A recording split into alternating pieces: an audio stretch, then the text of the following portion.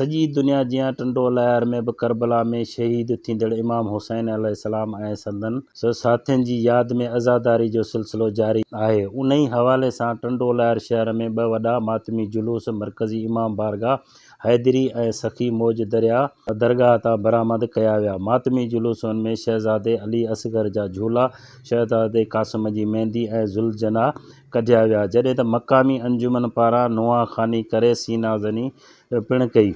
मातमी जुलूस पंहिंजे रवायती रस्तनि तां थींदा वापसि साॻी जायुनि ते नहर थिया। शहज़ादे अली असगर जेको इमाम हुसैन अलैहिस्सलाम जो 6 महीननि जो बचिड़ो हो, जेके बुखियो ऐं प्यासो शहीद कयो वियो, उन यादि में झूला बरामद थींदा आहिनि। असांजे ख़ानदान टंडो लहर में मज़हबी एतबार सां हिकु वॾी ख़िदमत कई आहे। असांजे आबा व अजदाद, असां वटि जेको झूलो आहे उहो रवायतुनि मुताबिक़ घटि में घटि बि पौणा 2 सदी पुराणो आहे, जेको असांजे ख़ानदान में मुसलसिल हली रहियो आहे। हिन झूले जी हिकिड़ी कमाल जी ॻाल्हि इहा आहे, हीउ झूलो अॼु ॾींहुं ताईं पंहिंजी असली हालत में आहे। हिन में जेको काठ इस्तेमालु कयो आहे, जेको अॼु ॾींहुं ताईं ख़राबु न थियो आहे, असां उनजी रिपेयरिंग न कराई आहे। ऐं हिन झूले शहज़ादे ते माण्हुनि जी वॾी अक़ीदत आहे ऐं माण्हू ख़ुदा जी बारगाह में शहज़ादे अली असगर जे वसीले सां मुरादूं घुरनि था ऐं अल्लाह ताला उन्हनि जूं मुरादूं पूरियूं करे थो ऐं माण्हू मन्नतूं ऐं पंहिंजूं मुरादूं पूरियूं करण लाइ करे चढ़ावा चाढ़ीनि था, तबरुकात बि तक़सीम कनि था। अॼु टंडो लहर मां क़दीमी झूलो आहे जेको बरामद कयो वेंदो आहे, जिते अज़ादार टंडो लहर जा पंहिंजे मख़सूस अंदाज़ में अज़ादारी कनि था ऐं शहीद करबला ऐं उनजे खानवादे खे पुरसो ॾियनि था। तक़रीबन टंडो लहर में सिटी में 200 खां वधीक सभीनूं लॻी वियूं आहिनि, जिते शिया सुन्नी ऐं नॉन मुस्लिम बि सभीनूं लॻाए मौला हुसैन सां पंहिंजी अक़ीदत जो इज़हार करे रहिया आहिनि। ऐं तमामु रोडनि रूटनि ते तमामु अज़ादारनि जे लाइ बिलख़ुसूस आम ख़ासि माण्हू जे लाइ बि सबील जो इतमामु आहे, जिते माण्हू थधो पाणी पी ऐं मौला हुसैन जे जेको बचड़नि खे करबला में प्यासो रखियो वियो उनखे यादि कनि था।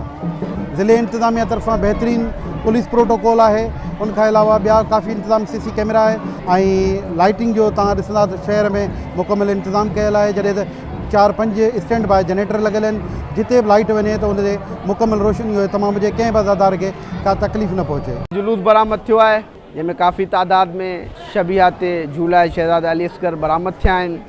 अलम पाक, ज़ुलझना, ॿियूं शबियात ज़ियारात बरामद थियूं आहिनि।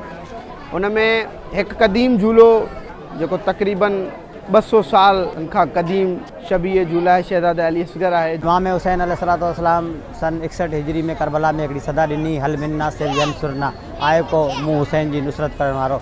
त असां करबला में मौजूदु त न हुआसीं, पर अॼु बि असां उन आवाज़ खे महसूसु कंदे हितां खां हिननि ॾींहंनि में उन्हनि शौदान खे यादि कंदे हिकु सदा ॾींदा आहियूं त लबैक या हुसैन, असां आहियूं या हुसैन, हाज़िर आहियूं या हुसैन।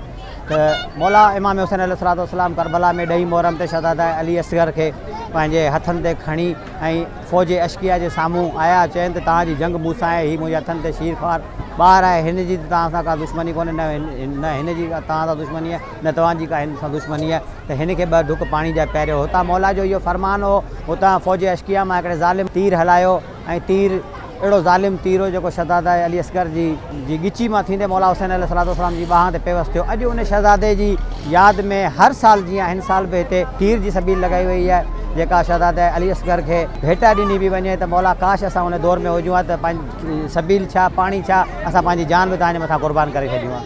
ॿिए पासे SSP टंडो लहर तरफ़ां मातमी जुलूसनि जी सिक्योरिटी लाइ सख़्त इंतज़ाम कया विया। पुलिस अमले सां गॾु रज़ाकार पंहिंजा फ़र्ज़ सर अंजाम ॾींदा रहिया। कैमरामैन टीम सां गॾु नसीर मोहम्मद शाह, मेहरान TV टंडो लहर।